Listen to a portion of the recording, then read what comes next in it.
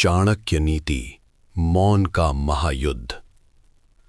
कल्पना कीजिए एक ऐसे दरबार की जहां हवा में भी मौत की गंध थी। हजारों की भीड़ थी, लेकिन सन्नाटा इतना गहरा कि एक सुई गिरने की आवाज भी बादलों की गर्जना जैसी लगे। उस सन्नाटे को चीरती हुई सिर्फ एक चीज थी, एक तलवार की सनसनाहट और धड़ से अलग होता हुआ एक सिर। वो सिर किसी अपराधी का नहीं, बल्कि उस सेनापति का था जिसने युद्ध के मैदान में अपनी तलवार से ज्यादा अपनी जबान चलाई थी। उसने बस एक शब्द गलत समय पर बोल दिया था और उसी एक शब्द ने पूरे साम्राज्य को राख कर दिया। उस कटे हुए सिर को देखते हुए आचार्य चाणक्य ने अपनी शिखा को उंगली में लपेटते हुए कहा था, संसार में विष से मरने वालों की संख्या कम है, लेकिन अपनी वाणी से मरने वालों की गिनती करना असंभव है। जो नहीं बोलना चाहिए था उसे बोल देने से बेहतर था कि तुम गूंगे पैदा होते। नमस्कार दोस्तों, स्वागत है आपका चाणक्य इंस्पायर स्टोरी पर। आज जो कहानी मैं आपको सुनाने जा रहा हूं, वो सिर्फ एक कहानी नहीं, बल्कि मानव मनोविज्ञान का वो काला सच है जिसे सुनने के लिए जिगरा चाहिए। ये कहानी आपको ये सिखाएगी कि कैसे आपका एक चुप रहना 100 तलवारों पर भारी पड़ सकता है। तो अपनी कुर्सियों की पेटी बांध लीजिए, क्योंकि हम इतिहास के उस पन्ने को पलटने जा रहे हैं जहां शोर मचाने वाले मारे गए और खामोश रहने वाले राजा बन गए। कहानी की शुरुआत होती है मगध के उस दौर से जब सम्राट चंद्रगुप्त का शासन स्थापित हो चुका था, लेकिन आंतरिक षड्यंत्रों का जाल बिछना अभी बंद नहीं हुआ था। मगध की सीमा पर स्थित एक छोटा लेकिन सामरिक रूप से बेहद महत्वपूर्ण राज्य था अवंती। अवंती को जीतना मगध के लिए जरूरी था, लेकिन अवंती का किला अभेद्य था। वहां का राजा कालजयी ना तो अपनी ताकत से हारा जा सकता था और ना ही छल से, लेकिन कालजयी की एक कमजोरी थी, उसका अहंकार और उसका बड़बोलापन। दूसरी तरफ मगध के खेमे में एक युवा योद्धा था जिसका नाम था विक्रम। विक्रम तलवारबाजी में इतना माहिर था कि कहते थे उसकी तलवार हवा को भी काट सकती थी।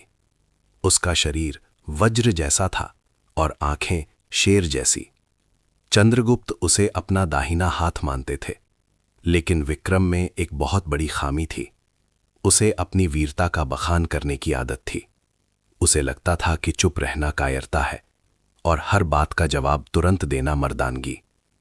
अक्सर वो आवेश में आकर ऐसी बातें कह जाता था जो गुप्त होनी चाहिए थीं। आचार्य चाणक्य की तीखी नजरें विक्रम की इस आदत को भांप चुकी थीं।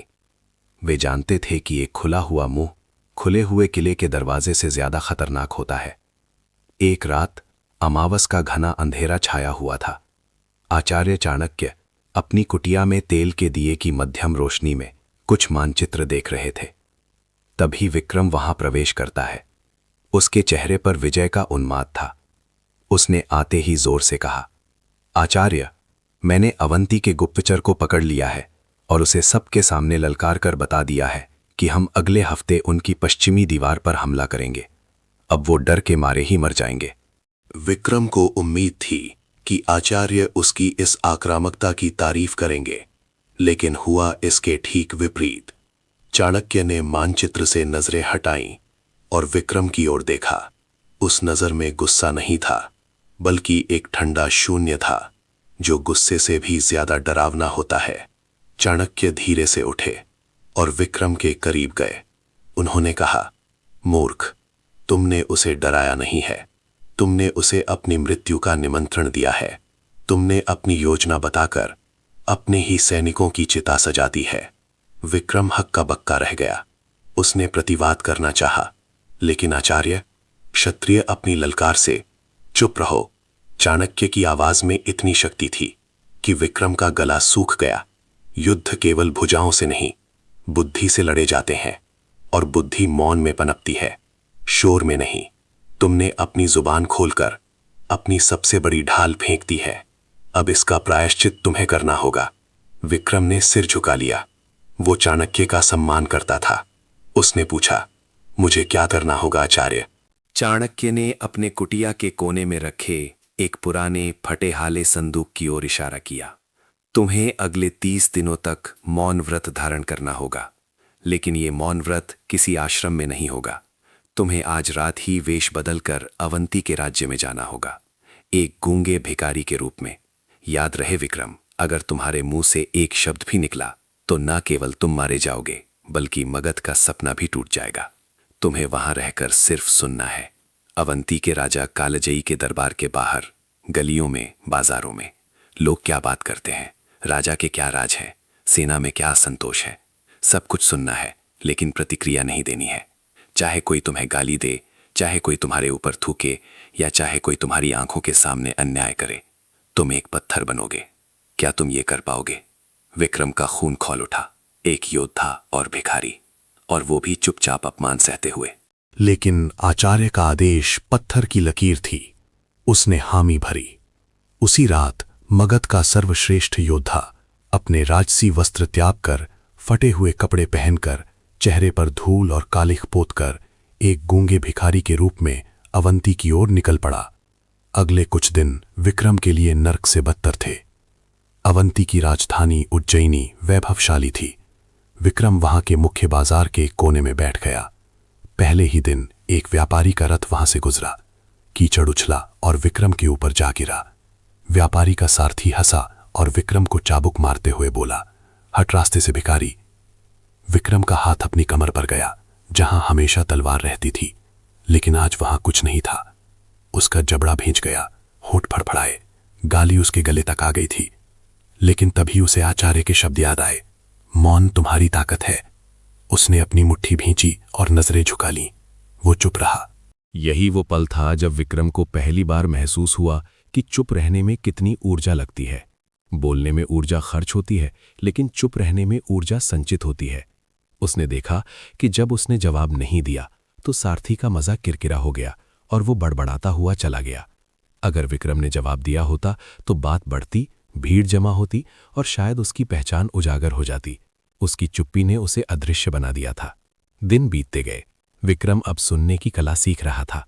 चूंकि लोग उसे गूंगा और पागल समझते थे, वे उसके सामने ऐसी बातें भी कर जाते थे जो वे अपने सगे भाई से भी न कहें। उसने सुना कि कैसे व्यापारी राजा के करों से परेशान है। उसने सुना कि सेनापति अपनी पत्नी से बात करते हुए कह रहा था कि पश्चिमी दीवार पर पहरा कम है, क्योंकि राजा को लगता है हमला उत्तर से होगा। ये वही जानकारी थी जो विक्रम ने गलती से लीक की थी, लेकिन अब उसे पता चला कि अवंती के राजा ने इसे एक चाल समझा और अपनी सेना उत्तर भेज दी, जबकि पश्चिमी दीवार अब सच में कमजोर थी। विक्रम का दिल जोर से धड़का। ये जानकारी सोने से भी कीमती थी। लेकिन असली परीक्षा अभी बाकी थी।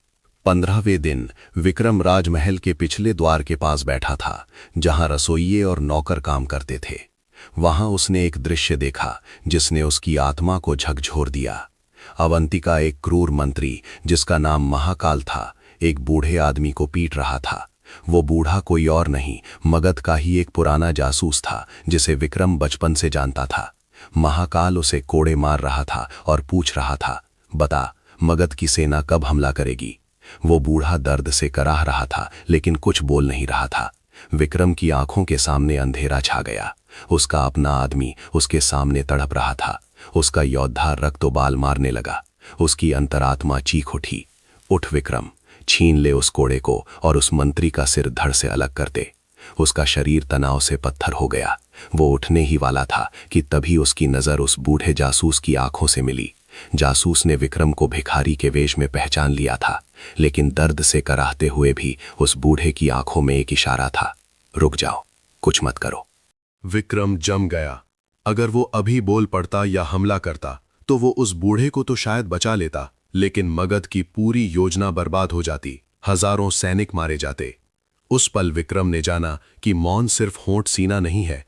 मौन का अर्थ है अपनी भावनाओं के तूफान को पी जाना। उसने अपनी आंखों से बहते आंसुओं को पोंछा और एक पत्थर की मूर्ति की तरह बैठा रहा। मंत्री ने उस बूढ़े को अधमरा छोड़ दिया और थूक कर चला गया। विक्रम ने उस रात सीखा कि कभी-कभी चुप रहना चिल्लाने से ज्यादा दर्दनाक होता है, लेकिन वही जीत की नींव रखता है। इस घटना के बाद विक्रम के अंदर कुछ बदल गया। अब वो उतावला योद्धा नहीं था। उसका मौन अब उसकी ढाल नहीं, उसका हथियार बन चुका था। उसकी सुनने की क्षमता इतनी तीक्ष्ण हो गई थी कि वो लोगों की आवाज के कंपन से उनके झूठ को पकड़ने लगा था। 20वें दिन एक अजीब घटना घटी। विक्रम बाजार में बैठा था कि तभी दो संदिग्ध व्यक्ति उसके पास आकर खड़े हो गए। वे धीमे स्वर में बात कर रहे थे, ये सोचकर कि ये भिखारी तो गूंगा बहरा है। पहला व्यक्ति बोला, क्या खबर है? दूसरा बोला, सब तय है। अमावस की रात जब मगध की सेना पश्चिमी दीवार पर चढ़ाई करेगी, ठीक उसी वक्त हम राजा कालजय के शयन कक्ष के नीचे बिछाई गई सुरंग में बारूद भर देंगे। लेकिन पहला व्यक्ति चौंका। लेकिन क्या? दूसरा मुस्कुराया, एक कुटिल मुस्कान। लेकिन धमाका तब नहीं होगा जब मगध की सेना आएगी। धमाका तब होगा जब मगध की सेना किले के अंदर घुस जाएगी। हम कालजयी को नहीं बल्कि चंद्रगुप्त और चाणक्य को उस किले के अंदर दफन करेंगे। ये जाल मगध के लिए बिछाया गया है। पश्चिमी दीवार कमजोर नहीं छोड़ी गई है, उसे जानबूझकर खुला छोड़ा गया है ताकि चूहा पिंजरे में आए। विक्रम के पैरों तले जमीन खिसक गई। ये जानकारी तो उसे हिला देने वाली थी। मतलब जिस कमजोरी को वो अपनी जीत समझ रहे थे, वो असल में एक मौत का कुआं था। अवंती के राजा और उसके गुप्तचरों ने चाणक्य की ही नीति को उनके खिलाफ इस्तेमाल किया था। वे चाहते थे कि मगध हमला करे। विक्रम का दिमाग तेजी से दौड़ने लगा। आज 21वां दिन था, हमला 25वें दिन तय था। उसके पास सिर्फ 4 दिन थे। उसे किसी भी तरह यह खबर चाणक्य तक पहुंचानी थी। लेकिन समस्या ये थी कि शहर के दरवाजे अब बंद हो चुके थे और हर जाने वाले की सघन तलाशी ली जा रही थी। एक भिखारी का शहर से बाहर जाना शक पैदा कर सकता था। विक्रम उठा। उसने तय किया कि वो रात के अंधेरे में किले की दीवार फांद कर निकलेगा। वो चुपचाप छाया की तरह शहर की प्राचीर की ओर बढ़ा। उसने एक सुनसान जगह ढूंढी जहां पहरा कम था। वो दीवार पर चढ़ने लगा। उसके हाथ पत्थरों को जकड़ रहे थे, उसकी सांसें नियंत्रित थीं। वो ऊपर पहुंच गया। नीचे गहरी खाई थी और उसके बाद घना जंगल जो मगध की सीमा तक जाता था। जैसे ही वो कूदने को तैयार हुआ, पीछे से एक भारी आवाज आई। तो गूंगे को अपनी जुबान मिल ही गई और लंगड़े को अपने पैर। विक्रम का खून जम गया। वो धीरे से पलटा। वहां मशालों की रोशनी में अवंतिका का क्रूर मंत्री महाकाल खड़ा था और उसके साथ थे 50 धनुर्धर, जिनकी कमानों पर चढ़े तीर सीधे विक्रम के सीने की ओर ताने हुए थे। महाकाल हंसा। क्या तुम्हें लगा कि आचार्य चाणक्य का शिष्य हमारे शहर में 20 दिन तक रहेगा और हमें खबर नहीं होगी? हम तो बस इंतजार कर रहे थे कि तुम कब भागने की कोशिश करते हो, क्योंकि अब तुम हमारे वो संदेशवाहक बनोगे जो चाणक्य को वही बताएगा जो हम चाहते हैं। विक्रम चारों ओर से घिर चुका था। महाकाल ने आगे बढ़ते हुए कहा, पकड़ लो इसे, लेकिन मारना मत। इसकी जुबान अभी बहुत काम आएगी। हमें इससे उगलवाना है कि चाणक्य की अगली चाल क्या है। सैनिक विक्रम पर टूट पड़े। विक्रम ने हत्था था, लेकिन वो एक शेर था। उसने पहले सैनिक की कलाई मरोड़ी, उसकी तलवार छीनी और बिजली की गति से 2 सैनिकों को काट गिराया। लेकिन 50 के मुकाबले 1। जल्द ही उसे दबोच लिया गया। उसे जंजीरों में जकड़कर काल कोठरी में डाल दिया गया। अब शुरू हुआ असली खेल। काल कोठरी अंधेरी और बदबूदार थी। विक्रम को जंजीरों से लटका दिया गया था। महाकाल उसके सामने खड़ा था। हाथ में एक गर्म लोहे की सलाख थी।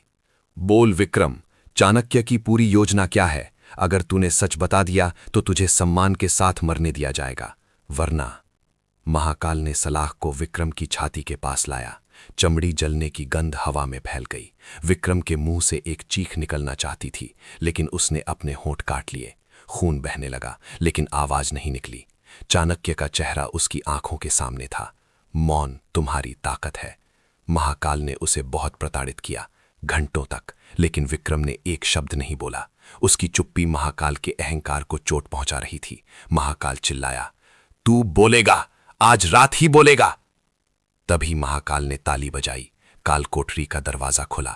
2 सैनिक एक और कैदी को घसीटते हुए अंदर लाए। वो कैदी एक महिला थी।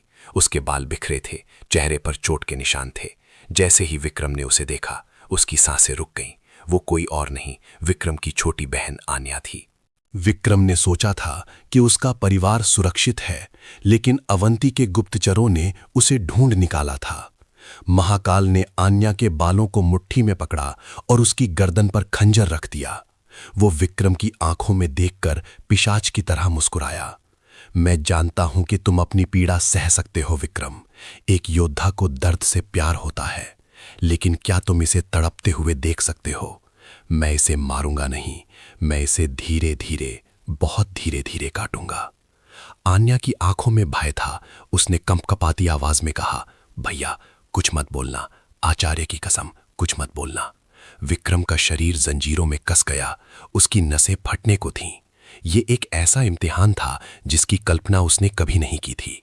एक तरफ उसका देश, उसका गुरु और हजारों सैनिकों की जान, और दूसरी तरफ उसकी मासूम बहन। महाकाल ने खंजर की नोक आन्या के गाल पर गड़ाई, खून की एक बूंद टपकी। बोल विक्रम, या मैं इसकी आंखें निकाल लूं। विक्रम का धैर्य अब जवाब दे रहा था। उसका मौन अब टूटने ही वाला था। उसके अंदर का भाई चीख रहा था, रुक जाओ, मैं बताऊंगा। उसका मुंह खुलने ही वाला था। रुको, ये शब्द उसके होठों पर आ ही गया था। तभी काल कोठरी के उस छोटे से रोशनदान से, जो जमीन की सतह से जुड़ा था, एक अजीब सी आवाज आई। एक विशिष्ट पक्षी की बोली, टिटहरी टिटहरी। ये कोई साधारण पक्षी नहीं था, ये चाणक्य का गुप्त संकेत था। इसका मतलब था, परिस्थिति वो नहीं है जो दिख रही है। विक्रम का दिमाग, जो अब तक भावनाओं के तूफान में था, अचानक शांत हो गया। चाणक्य ने सिखाया था, जब शत्रु तुम्हें भावुक करके हराना चाहे तो समझ लो कि वो जो दिखा रहा है वो सत्य नहीं है। विक्रम ने गौर से अपनी बहन को देखा, आन्या, उसकी छोटी बहन। उसे याद आया कि बचपन में आन्या के दाएं हाथ की छोटी उंगली कटी हुई थी, लेकिन ये लड़की जिसे महाकाल ने पकड़ा हुआ था, उसका हाथ कांप रहा था, लेकिन उसकी उंगलियां पूरी थीं। ये आन्या नहीं थी, ये एक बहरूपिया थी, अवंतिका का एक और चाल। विक्रम को समझ आ गया कि ये उसका मौन तोड़ने का आखिरी और सबसे खतरनाक दांव था। अगर वो अभी रुको बोल देता तो वो हार जाता। उसे पता चल जाता कि विक्रम टूट चुका है। लेकिन अब बाजी पलट चुकी थी। विक्रम के चेहरे पर जो दर्द और डर था वो अचानक गायब हो गया। उसकी जगह एक ठंडी डरावनी मुस्कान ने ले ली। उसने महाकाल की आंखों में सीधे देखा और वो जोर से हंसा, एक पागलों जैसी हंसी। महाकाल सकपका गया। उसने खंजर रोक लिया। तू हंस क्यों रहा है पागल? विक्रम ने पहली बार अपना मौन तोड़ा, लेकिन वो जानकारी देने के लिए नहीं बल्कि वार करने के लिए था। उसकी आवाज, जो 25 दिनों से बंद थी, अब किसी शेर की दहाड़ जैसी गूंजी। उसने कहा, महाकाल, तुम एक अच्छे अभिनेता हो, लेकिन निर्देशक कच्चे हो। जिस लड़की की गर्दन पर तुमने खंजर रखा है उसे काट दो, मुझे कोई फर्क नहीं पड़ता। महाकाल हैरान रह गया। वो लड़की भी चौंक गई और अपना रोना भूल गई। विक्रम ने आगे कहा, क्योंकि मेरी बहन के हाथ की उंगली कटी हुई है और इस नर्तकी के हाथ सलामत है, तुम्हारा खेल खत्म हुआ। महाकाल का चेहरा गुस्से से लाल हो गया। उसने उस लड़की को धक्का दिया। चालाक मगध के कुत्ते! महाकाल ने तलवार खींच ली। ठीक है, अगर तू प्यार से नहीं मानेगा तो अब तू मौत से मानेगा। अब मैं तेरा सिर काटकर ही चाणक्य को भेजूंगा। महाकाल ने तलवार ऊपर उठाई। विक्रम जंजीरों में जकड़ा था। बचने का कोई रास्ता नहीं था। तलवार हवा में लहराई और विक्रम की गर्दन की ओर तेजी से नीचे आई। लेकिन तलवार विक्रम की गर्दन तक पहुंचती उससे ठीक पहले कालकोटसी की दीवार में एक जोरदार धमाका हुआ। धूल और पत्थरों का गुबार छा गया। दीवार का एक हिस्सा भर-भरा कर गिर पड़ा। धुएं के बीच से एक काली छाया अंदर दाखिल हुई। क्या ये चाणक्य थे, या मगध की सेना, या फिर कोई और नई मुसीबत? धुएं में से एक आकृति उभरी। वो चाणक्य नहीं थे, वो एक नकाबपोशी योद्धा था, जिसके हाथ में 2 विचित्र आकार के खंजर थे। उसने बिजली की गति से महाकाल के सैनिकों पर हमला किया। 1, 2, 3, पलक झपकते ही लाशें बिछ गईं। महाकाल घबरा गया। उसने विक्रम को छोड़कर उस नकाबपोश पर हमला किया। दोनों के बीच भयंकर द्वंद्व शुरू हो गया। इस अफरा तफरी का फायदा उठाकर उस नकाबपोश ने खंजर फेंका, जो सीधा विक्रम की जंजीरों के ताले पर लगा और ताला टूट गया। विक्रम आजाद था। विक्रम ने जमीन पर गिरी एक तलवार उठाई। अब मुकाबला बराबर का था। लेकिन तभी उस नकाबपोश ने अपना नकाब हटाया और उसका चेहरा देखकर विक्रम के पैरों तले जमीन खिसक गई। वो नकाबपोश कोई और नहीं बल्कि अवंती का ही युवराज आदित्य था, राजा कालजयी का अपना बेटा। विक्रम स्तब्ध था। तुम मेरी मदद क्यों कर रहे हो? आदित्य ने खून से सनी तलवार पोंछते में कहा। क्योंकि मेरे पिता पागल हो चुके हैं। वो मगध को हराने के लिए पूरे अवंती को बारूद के ढेर पर बिठा चुके हैं। अगर वो विस्फोट हुआ तो सिर्फ मगध की सेना नहीं, मेरी प्रजा, मेरा शहर सब जलकर राख हो जाएगा। मैं अपने राज्य को बचाने के लिए देशद्रोही बनने को तैयार हूं, लेकिन हमारे पास समय नहीं है विक्रम। विस्फोट की तैयारी शुरू हो चुकी है और चाबी मेरे पिता के गले में लटकी है। विक्रम और आदित्य एक दूसरे को देखते हैं। कल तक जो जानी दुश्मन थे, आज नियति ने उन्हें एक साथ खड़ा कर दिया था। आदित्य ने कहा, हमें अभी राजमहल के गर्भगृह में जाना होगा, वहीं से उस सुरंग को सक्रिय किया जाना है। लेकिन वहां तक पहुंचने के लिए हमें भैरव द्वार पार करना होगा, जिसकी रक्षा स्वयं राक्षस सेना करती है, जो न दर्द महसूस करते हैं न दया। विक्रम ने तलवार की मूठ को कसकर पकड़ा। तो फिर चलो, आज या तो अवंती बचेगा या इतिहास। वे दोनों काल कोठरी से बाहर निकले और महलों के गलियारों में दौड़ पड़े। लेकिन जैसे ही वे मुख्य हॉल में पहुंचे, एक डरावनी हंसी गूंजी। ऊपर बालकनी में राजा कालजयी खड़ा था। उसके हाथ में एक मशाल थी और नीचे बारूद से भरी रस्सियों का एक जाल बिछा था, जो पूरे महल से जुड़ा था। कालजयी हंसा, मेरे ही बेटे ने गद्दारी की, वाह, लेकिन बहुत देर हो चुकी है। मगध की सेना शहर में घुस चुकी है। अब मैं इस मशाल को गिराऊंगा और सब कुछ खत्म। कालजयी ने मशाल छोड़ दी। मशाल हवा में लहराती हुई नीचे बारूद की ओर गिरने लगी। विक्रम और आदित्य दोनों उससे 50 कदम दूर थे। मशाल को जमीन तक पहुंचने में केवल 2 सेकंड का समय था। दौड़कर उसे पकड़ना नामुमकिन था। विक्रम के पास कोई तीर कमान नहीं था। उसके हाथ में सिर्फ एक भारी तलवार थी। क्या वो तलवार फेंककर उस गिरती हुई मशाल को हवा में ही काट सकता था? ये एक ऐसा निशाना था जो शायद देवताओं के लिए भी कठिन था। विक्रम ने अपनी पूरी ताकत, अपना पूरा ध्यान, अपना पूरा मौन उसे एक पल में केंद्रित किया। उसने तलवार फेंकी। तलवार हवा को चीरती हुई गई। मशाल जमीन से बस 1 इंच ऊपर थी।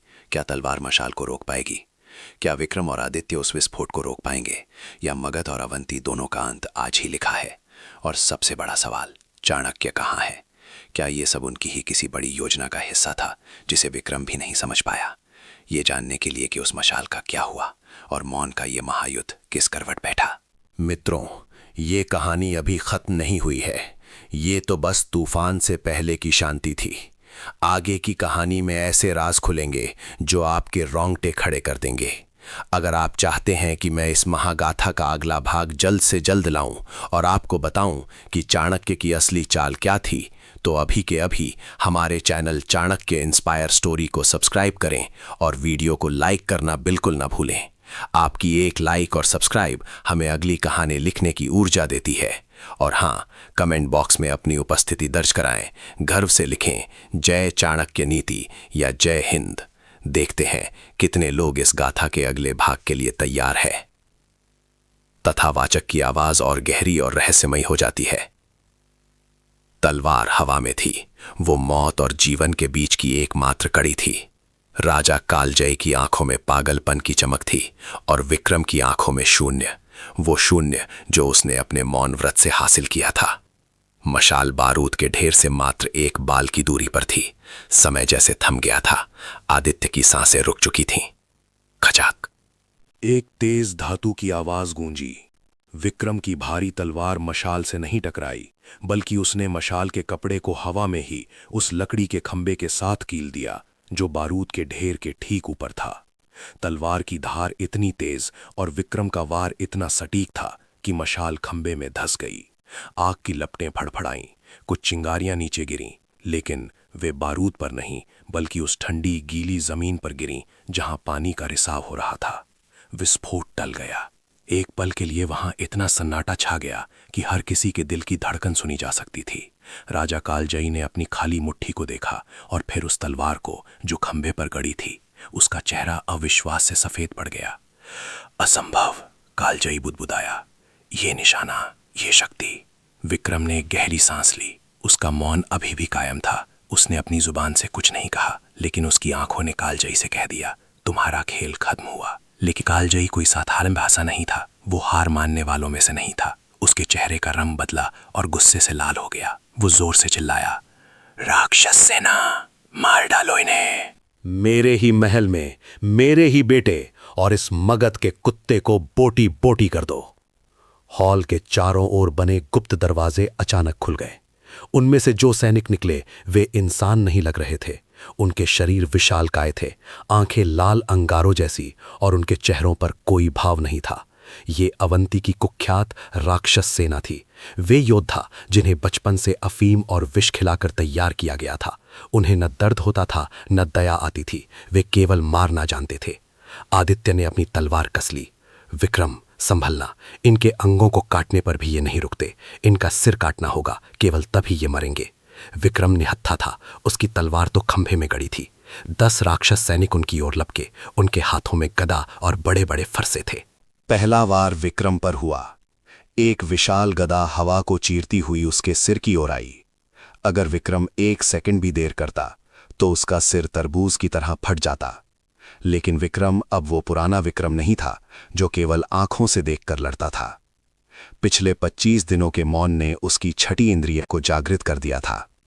उसने गदा की आवाज सुनी, हवा के दबाव को महसूस किया और बिना देखे ही झुक गया। गदा दीवार से टकराई और पत्थर का एक बड़ा हिस्सा टूटकर गिर पड़ा। विक्रम ने उस सैनिक की कलाई पकड़ी और अपनी पूरी ताकत से उसे मरोड़ दिया। हड्डी टूटने की आवाज आई, कड़क। लेकिन सैनिक के चेहरे पर दर्द की कोई लकीर नहीं थी। वो दूसरे हाथ से विक्रम का गला पकड़ने बढ़ा। विक्रम ने बिजली की गति से नीचे झुककर उस सैनिक के पैरों के बीच एक जोरदार लात मारी और उसे असंतुलित कर दिया। जैसे ही वो विशाल शरीर गिरा, विक्रम ने पास पड़े एक मरे हुए सैनिक का भाला उठाया और पूरी ताकत से उस राक्षस के गले के आर पार कर दिया। खून का फवारा फूटा और वो दैत्य शांत हो गया। उधर आदित्य 3 सैनिकों से अकेला लड़ रहा था। वो अवंती का युवराज था। उसकी तलवारबाजी में एक लय थी, एक नजाकत थी। उसने एक के पैर काटे, दूसरे की भुजा उड़ाई, लेकिन जैसा उसने कहा था वे रुक नहीं रहे थे। कटा हुआ हाथ लेकर भी एक सैनिक आदित्य की ओर बढ़ा। विक्रम समझ गया कि शक्ति से नहीं, युक्ति से लड़ना होगा। उसने हॉल में नजर दौड़ाई। ऊपर झूमर लटक रहा था जिसकी रस्सी दीवार के पास बंधी थी। विक्रम ने आदित्य की ओर देखा और एक सीटी बजाई, वही पक्षी की आवाज जो चाणक्य ने सिखाई थी। आदित्य समझ गया। वो दौड़ते हुए विक्रम की ओर आया। सारे राक्षस सैनिक अब एक झुंड में उन दोनों की ओर बढ़े। जैसे ही वे ठीक झूमर के नीचे आए, विक्रम ने हवा में उछलकर एक खंजर फेंका जो सीधा रस्सी पर लगा। रस्सी कटी और हजारों किलो वजनी लोहे का झूमर, जिसमें सैकड़ों दिए जल रहे थे, सीधे उन राक्षस सैनिकों के ऊपर आ गिरा। धड़ाम! हड्डियों के चूर होने की आवाज और आग की लपटों ने हॉल को भर दिया। वे अजेय सैनिक उस मलबे के नीचे दबकर रह गए। धूल के गुबार के बीच विक्रम और आदित्य हाँफ रहे थे, लेकिन खतरा अभी टला नहीं था। राजा कालजयी वहां नहीं था। वो उस अफरा तफरी का फायदा उठाकर भाग चुका था। वो पाताल कक्ष की ओर गया है, आदित्य चिल्लाया। विक्रम, अनर्थ हो जाएगा। पाताल कक्ष में महायंत्र है, अगर उसने उसे सक्रिय कर दिया तो बारूद की जरूरत नहीं पड़ेगी। वो शिप्रा नदी के पानी को मोड़कर पूरे शहर को डुबो देगा। मगध की सेना जो सुरंगों के रास्ते आ रही है, वे चूहे की तरह पानी में डूब मरेंगी। विक्रम का माथा ठनका। चाणक्य की योजना थी कि सेना सुरंगों से आए। अगर पानी छोड़ दिया गया तो हजारों सैनिक बिना लड़े ही मारे जाएंगे। चलो, विक्रम ने इशारा किया। वे दोनों राजमहल की अंधेरी सीढ़ियों से नीचे की ओर भागे। ये रास्ता पाताल लोक जैसा था। दीवारों पर काई जमी थी और हवा में सड़न की गंध थी। वे जितना नीचे जा रहे थे, तापमान उतना ही गिरता जा रहा था। अंत में वे एक विशाल लोहे के दरवाजे के सामने पहुंचे। दरवाजा अंदर से बंद था। हटो! विक्रम ने आदित्य को पीछे किया। उसने अपनी पूरी शारीरिक और मानसिक ऊर्जा को एक बिंदु पर केंद्रित किया। उसने दरवाजे के जोड़ को देखा जहां जंग लगा था। उसने एक भारी पत्थर उठाया और पूरी ताकत से उस कमजोर बिंदु पर दे मारा। 1, 2, 3 वार और दरवाजा चरमराकर खुल गया। अंदर का दृश्य रोंगटे खड़े करने वाला था। ये एक विशाल गुफा थी जिसके बीचों बीच शिप्रा नदी का एक हिस्सा बह रहा था। वहां गियर और लीवर का एक जटिल जाल बिछा था और उस मशीन के सबसे ऊपर एक बड़े से पहिए के पास खड़ा था राजा कालजयी। नीचे गुफा के फर्श पर एक पारदर्शी कांच लगा था जिसके नीचे से मगध के सैनिक सुरंग में आगे बढ़ते हुए दिखाई दे रहे थे। वे अपनी मौत से अनजान थे। कालजयी ने विक्रम और आदित्य को देखा और एक विक्षिप्त हंसी हंसी। स्वागत है, तुम दोनों ने मेरे बारूद के खेल को तो बिगाड़ दिया, लेकिन प्रकृति को कैसे रोकोगे? ये नदी जो सदियों से अवंती की प्यास बुझाती है, आज मगध की प्यास हमेशा के लिए बुझा देगी। उसने पहिए को घुमाना शुरू कर दिया। घर घर। मशीन चलने लगी। पानी का स्तर तेजी से बढ़ने लगा। दीवारों में लगे बड़े बड़े पाइप खुलने लगे। पानी का शोर बहरा कर देने वाला था। नहीं, आदित्य चिल्लाया और सीढ़ियों की ओर भागा ताकि अपने पिता को रोक सके। रुक जा आदित्य, कालजयी ने एक लीवर खींचा। सीढ़ियां बीच से टूट गईं। आदित्य गिरते गिरते बचा और एक लटकती हुई जंजीर को पकड़कर लटक गया। नीचे उफनता हुआ पानी था। अब कालजयी और विक्रम के बीच केवल एक संकरा पुल बचा था। कालजयी ने अपनी कमर से एक काली तलवार निकाली। आओ विक्रम, आज देखते हैं कि तुम्हारा मौन बड़ा है या मेरा पागलपन। विक्रम पुल पर बढ़ा। उसके पास कोई हथियार नहीं था सिवाय उस छोटे खंजर के जो उसने एक सैनिक से छीना था। कालजयी के पास लंबी तलवार थी। ये लड़ाई बराबरी की नहीं थी। कालजयी ने हमला किया। उसका वार जंगली था। विक्रम पीछे हटा। तलवार ने पत्थर को काट दिया। विक्रम जानता था कि वो कालजयी को ताकत से नहीं हरा सकता। उसे उसके दिमाग से खेलना होगा। विक्रम एकदम शांत हो गया। उसने अपनी आंखों को कालजयी की आंखों में कड़ा दिया। युद्ध के बीच में भी विक्रम का चेहरा ऐसा था जैसे वो ध्यान में बैठा हो। ये शांति कालजयी को विचलित कर रही थी। बोलता क्यों नहीं? चिल्ला, डर, भीख मांग। कालजयी झल्लाते हुए वार कर रहा था। विक्रम ने अब तक जो मौन साधा था उसका उपयोग किया। जब कालजयी ने अगला वार किया तो विक्रम ने कोई आवाज नहीं की, ना ही डरा। उसने बस कालजयी के पैरों की हरकत को देखा।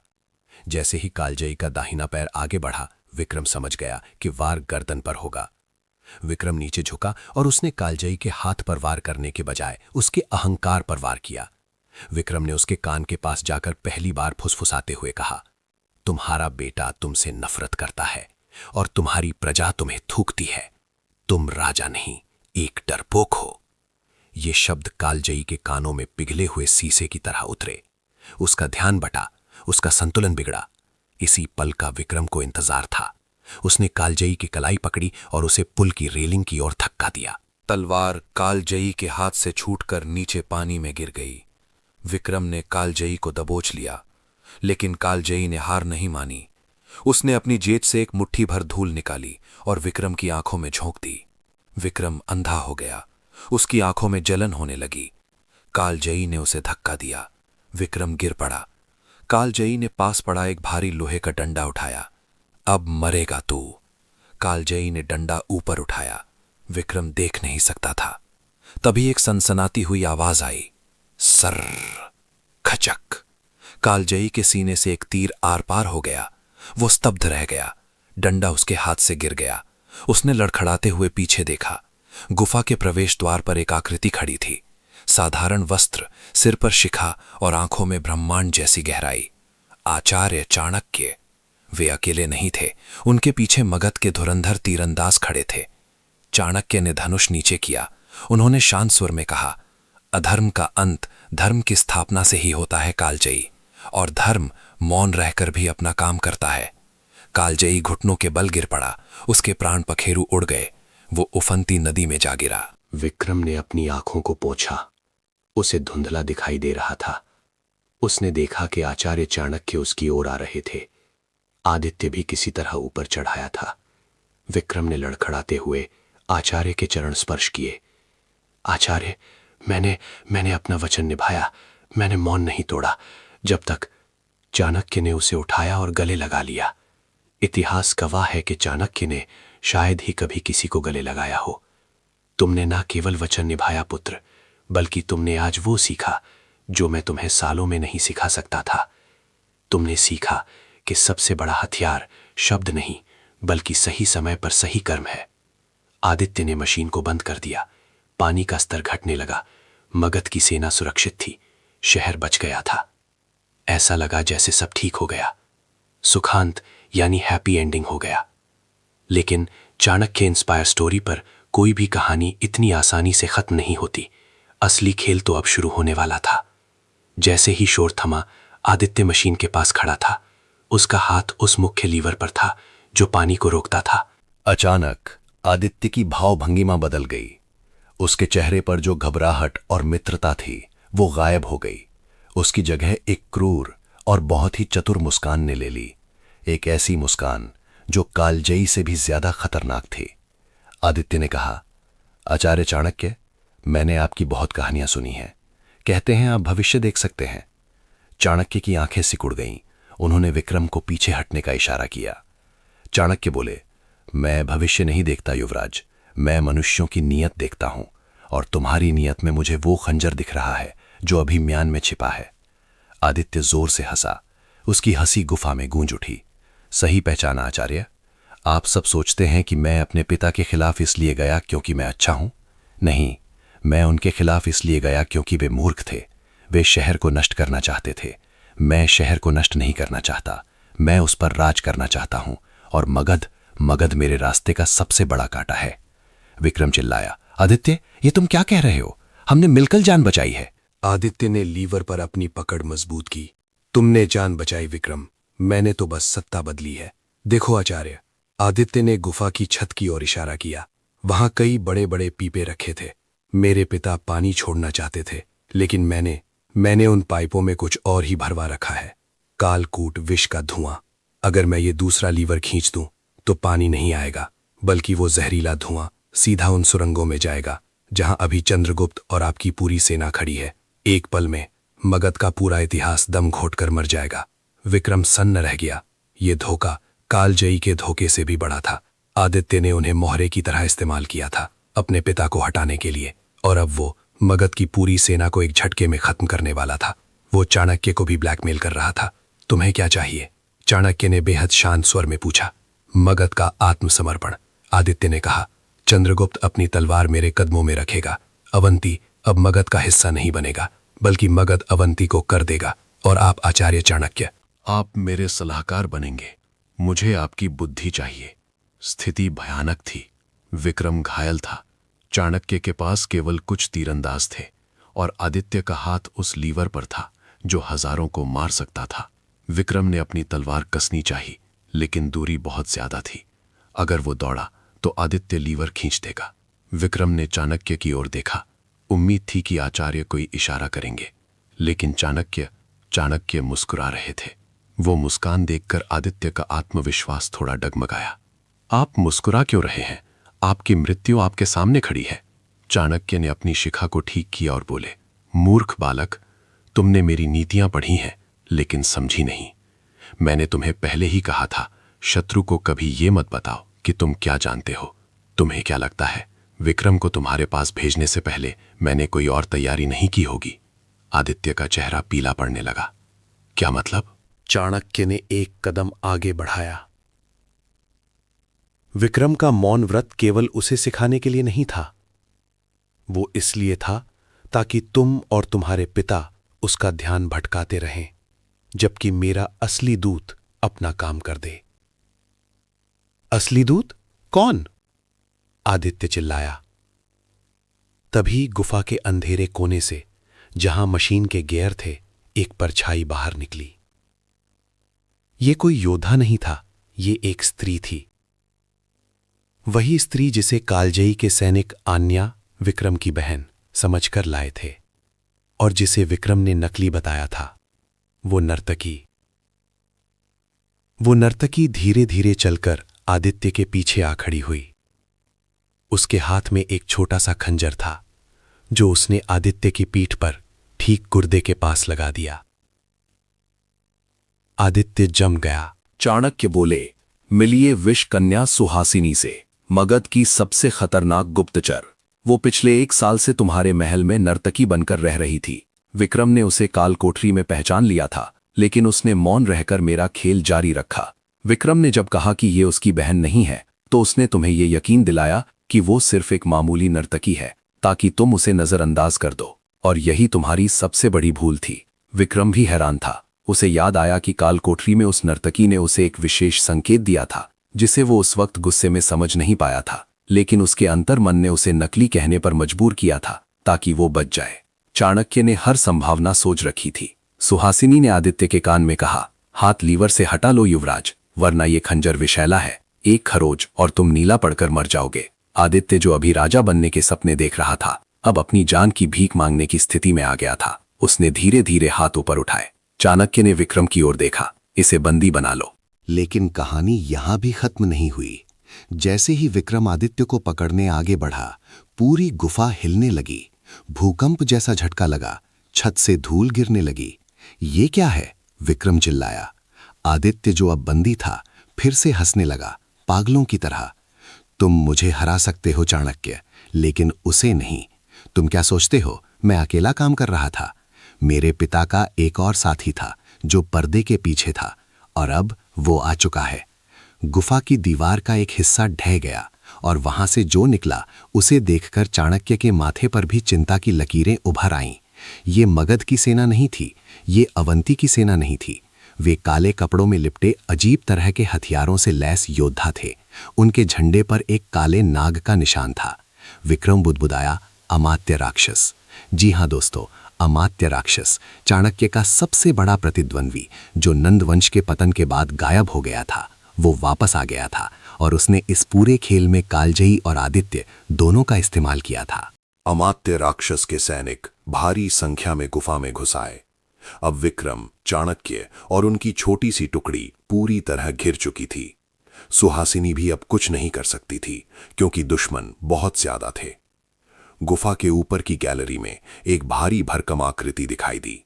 अमात्य राक्षस। उसने ऊपर से नीचे देखा और गरजती हुई आवाज में कहा, चाणक्य, बहुत दिन हो गए। तुमने मेरा राजा छीना, मेरा मान छीना। आज मैं तुम्हारा सब कुछ छीन लूंगा। ये गुफा अब तुम्हारी कब्र बनेगी। अमात्य ने इशारा किया। उसके सैनिकों ने गुफा के दोनों निकास द्वार बंद कर दिए और वहां आग लगा दी। ऑक्सीजन तेजी से खत्म होने लगी, धुआं भरने लगा। बाहर निकलने का कोई रास्ता नहीं था। विक्रम ने चाणक्य की ओर देखा। आचार्य, अब क्या? चाणक्य की आंखों में भय नहीं था, बल्कि एक अजीब सी चमक थी। उन्होंने अपनी कमर से एक छोटी सी पोटली निकाली। विक्रम, चाणक्य ने कहा, याद है मैंने तुमसे कहा था कि कभी कभी मौन सबसे बड़ी ताकत होता है, लेकिन कभी कभी शूर मचाना जरूरी होता है। बहुत जोर से चाणक्य ने वो पोटली विक्रम के हाथ में दी। इसे उस आग में फेंक दो। इसमें क्या है? विक्रम ने पूछा। विस्फोटक नहीं, चाणक्य मुस्कुराए। कुछ ऐसा जो अमात्य राक्षस को उसका सबसे बुरा सपना दिखाएगा। लेकिन इसे फेंकने के बाद अपनी नाक और कान बंद कर लेना, क्योंकि जो होने वाला है वो कोई नहीं सह सकता। विक्रम ने वो पोटली आग की ओर तानी। अमात्य राक्षस के सैनिक उसे रोकने के लिए लपके। रोक दो उसे, अमात्य चिल्लाया। विक्रम का हाथ हवा में था। पोटली आग में गिरने ही वाली थी। अगर ये पोटली आग में गिरी तो क्या होगा? क्या चाणक्य का ये आखिरी दाव उन्हें बचा पाएगा, या अमात्य राक्षस आज चाणक्य नीति का अंत कर देगा? और वो काला नाग सेना आखिर है कौन? परिस्थिति अब पहले से भी ज्यादा भयानक हो चुकी है। एक बंद गुफा, जहरीला धुआं, पुराना दुश्मन और एक रहस्यमयी पोटली। क्या विक्रम उस पोटली को सही जगह फेंक पाएगा? और उस धुएं के अंदर से क्या निकलेगा? जीवन या मृत्यु? दोस्तों, इस कहानी का रोमांच अब अपने चरम पर है। चाणक्य और विक्रम अब तक के सबसे बड़े जाल में फंस चुके हैं। अगला भाग इतना धमाकेदार होगा कि आपके होश उड़ जाएंगे। हम जानेंगे कि उस पोटली में आखिर ऐसा क्या था जिससे अमात्य राक्षस भी डरता है। अगर आप चाहते हैं कि यह महागाथा जारी रहे और आपको इसका तीसरा और अंतिम भाग सुनने को मिले, तो अभी के अभी हमारे चैनल चाणक्य इंस्पायर स्टोरी को सब्सक्राइब करें और घंटी के निशान को दबा दें। हमें मौत का सन्नाटा था और विक्रम का हाथ हवा में। वो पोटली उसकी उंगलियों से छूट चुकी थी। अमात्य राक्षस के सैनिक उसे लपकने के लिए दौड़े, लेकिन गुरुत्वाकर्षण के नियम को कोई नहीं बदल सकता। वो पोटली सीधा उस धधकती हुई आग के बीचों बीच गिरी। एक पल के लिए कुछ नहीं हुआ। अमात्य राक्षस ऊपर गैलरी से हंसा। क्या ये तुम्हारा ब्रह्मास्त्र था चाणक्य? थोड़ी सी राख। लेकिन उसकी हंसी उसके गले में ही अटक गई। आग का रंग अचानक बदला। वो पीले से गहरा नीला और फिर बैंगनी हो गया। एक अजीब सी हिस की आवाज आई, जैसे हजारों सांप एक साथ फुफकार रहे हों। और फिर एक भयानक विस्फोट नहीं, बल्कि धुएं का एक ऐसा गुबार उठा जिसने पूरी गुफा को निगल लिया। ये साधारण धुआं नहीं था, ये वज्र धूम्र था।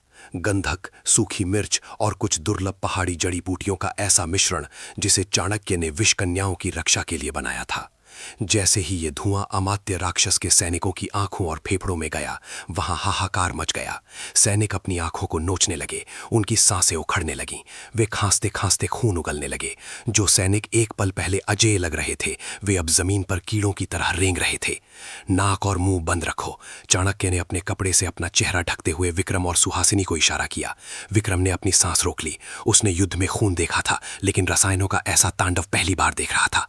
अब यही मौका है, चाणक्य चिल्लाए। धुएं की आड़ में विक्रम एक साये की तरह आगे बढ़ा। उसे दिखाई बहुत कम दे रहा था, लेकिन वो दुश्मनों की चीखों और उनकी खांसने की आवाज से उनकी स्थिति भांप रहा था। उसने अपनी तलवार घुमाई। खचक खचक। राक्षस के 3 सैनिक जो अपनी जलती हुई आंखों को मल रहे थे, विक्रम की तलवार का शिकार हो गए। विक्रम रुका नहीं।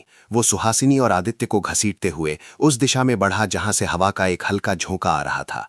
ऊपर गैलरी में अमात्य राक्षस भी खास रहा था।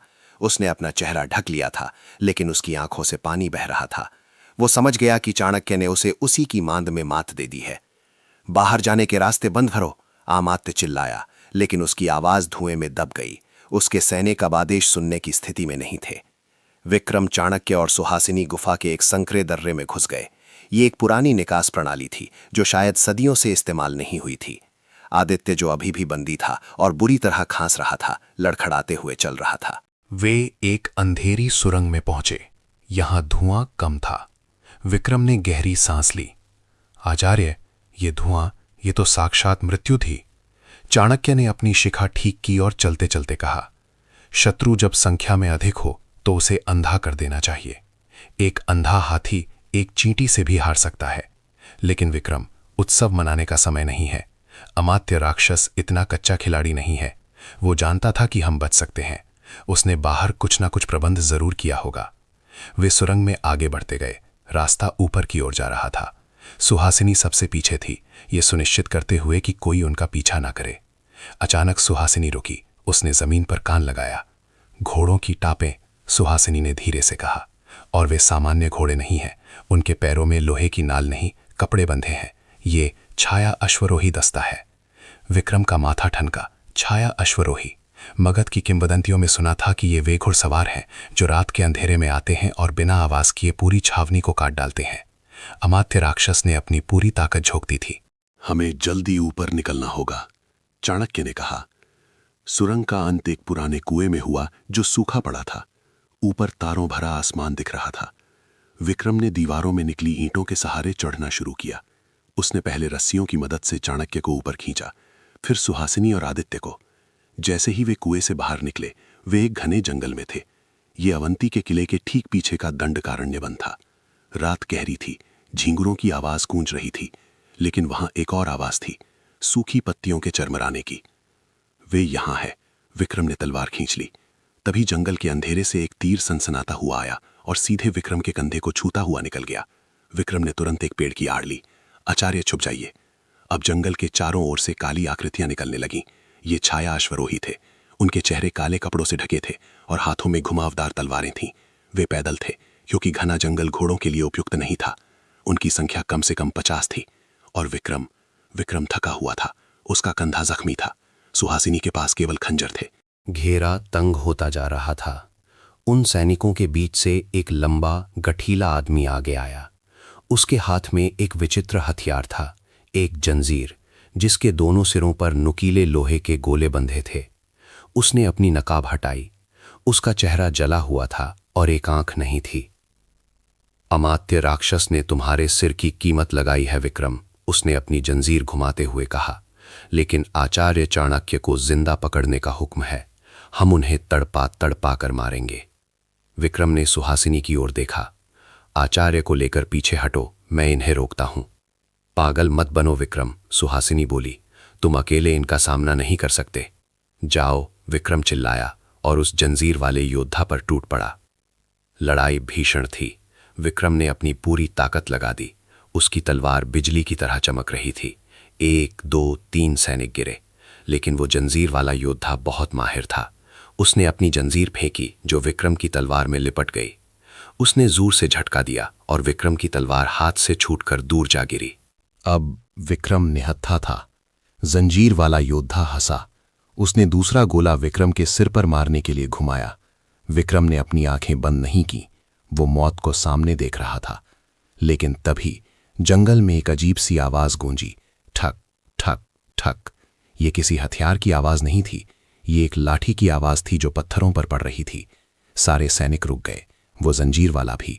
अंधेरे में से एक बूढ़ा साधु लंगड़ाते हुए बाहर आया। उसके कपड़े फटे थे, बाल जटाओं में उलझे थे और हाथ में एक कमंडल था। वो सीधा उस घेरे के बीच में आ गया। सैनिक हंसे, ए बुढ़े, हटना चाहता है या मरना चाहता है? साधु ने सिर उठाया। उसकी आंखों में एक ऐसा तेज था कि देखने वालों की रूह कांप जाए। उसने विक्रम की ओर देखा, फिर चाणक्य की ओर, और फिर उसने अमात्य के सैनिकों की ओर देखकर मुस्कुराते हुए कहा, जिस जंगल में शेर शिकार कर रहा हो वहां लक्कड़बग्घों को शोर नहीं मचाना चाहिए। जंजीर वाला योद्धा गुस्से में बढ़ा, मरने का शौक है तुझे? उसने अपनी जंजीर साधु पर चलाई। और फिर जो हुआ वो किसी चमत्कार से कम नहीं था। साधु ने अपनी साधारण सी लाठी उठाई और हवा में ही उस लोहे के भारी गोले को मार दिया। टनन! आवाज इतनी तेज थी कि लगा बिजली गिरी हो। वो लोहे का गोला दिशा बदलकर सीधा उस योद्धा के मुंह पर जा लगा। उसका जबड़ा टूट गया और वो गिर पड़ा। इससे पहले कि बाकी सैनिक कुछ समझ पाते, उस बूढ़े साधु ने अपना कमंडल फेंका। उसमें से पानी नहीं बल्कि बारूद जैसी विस्फोटक धूल निकली। साधु ने अपनी लाठी को जमीन पर रगड़ा, चिंगारी निकली और एक बड़ा धमाका हुआ। भागो! साधु चिल्लाया। उसकी आवाज अब बूढ़ी नहीं थी बल्कि एक कमांडल जैसी भारी थी। विक्रम ने मौका नहीं गंवाया। उसने अपनी तलवार उठाई, चाणक्य का हाथ पकड़ा और साधु के पीछे भागा। वे जंगल की झाड़ियों में गायब हो गए। अमात्य के सैनिक धुएं और आग में उलझ कर रह गए। काफी दूर निकल आने के बाद वे एक गुफा, एक और प्राकृतिक आश्रय के पास रुके। सभी बुरी तरह हाँफ रहे थे। विक्रम ने उस साधु की ओर देखा। आप कौन हैं और आपने हमारी मदद क्यों की? साधु ने अपनी जटाएं हटाईं और चेहरे से धूल पोंछी। चाणक्य मुस्कुराए। विक्रम, क्या तुमने अभी भी नहीं पहचाना? ये मगध का वो सेनापति है जिसे सब मरा हुआ मानते थे, भद्रसाल। विक्रम चौंक गया। सेनापति भद्रसाल? लेकिन नंदा के पतन के बाद आप? भद्रसाल ने हाथ जोड़े। आचार्य चाणक्य ने मुझे जीवन दान दिया था, इस शर्त पर कि मैं समय आने पर मगध की रक्षा के लिए छाया बनकर रहूंगा। मैं पिछले 6 महीनों से अवंती के जंगलों में अमात्य राक्षस की गतिविधियों पर नजर रख रहा था। चाणक्य गंभीर हो गए। भद्रसाल, अगर तुम यहां हो तो इसका मतलब स्थिति उससे भी ज्यादा गंभीर है जितनी मैंने सोची थी। भद्रसाल ने सिर हिलाया। हाँ आचार्य, आप जिस जीत की उम्मीद कर रहे हैं वो एक छलावा है। अमात्य राक्षस ने सिर्फ गुफा में जाल नहीं बिछाया था, उसने मगध की मुख्य सेना जो बाहर मैदान में खड़ी है उसे घेर लिया है, लेकिन हथियारों से नहीं। तो किससे? विक्रम ने पूछा। भोजन से, भद्रसाल ने खुलासा किया।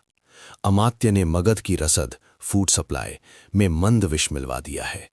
अगले सूर्योदय तक मगध के 50,000 सैनिक इतने कमजोर हो जाएंगे कि वे अपनी तलवारें भी नहीं उठा पाएंगे। और ठीक उसी वक्त अमात्य की नाग सेना और अवंती के बचे हुए सैनिक उन पर हमला करेंगे। ये युद्ध नहीं, नरसंहार होगा। विक्रम के पैरों तले जमीन खिसक गई। 50,000 सैनिक, और वे कुछ नहीं कर सकते थे क्योंकि वे जंगल में छुपे थे। कोई तो रास्ता होगा। विक्रम ने दीवार पर मुक्का मारा। हम आचार्य के पास हैं, कुछ तो उपाय होगा। चाणक्य शांत थे, बहुत शांत। वे गुफा के मुहाने पर खड़े होकर आसमान को देख रहे थे। विष का काट विष ही होता है, चाणक्य बुदबुदाए। उन्होंने मुड़कर आदित्य को देखा जो कोने में सहमा हुआ बैठा था। युवराज आदित्य, चाणक्य ने कहा, तुम्हारे पिता मर चुके हैं। अमात्य राक्षस अब इस राज्य का असली मालिक बनना चाहता है। अगर मगध की सेना हारी तो अमात्य तुम्हें जिंदा नहीं छोड़ेगा क्योंकि तुम वारिस हो। तुम्हारे पास सिर्फ एक रास्ता है। क्या? आदित्य ने कांपती आवाज में पूछा। तुम्हें अवंती के गुप्त शस्त्रागार का दरवाजा खोलना होगा, चाणक्य ने कहा। आदित्य की आंखें फैल गईं। नहीं, वो असंभव है।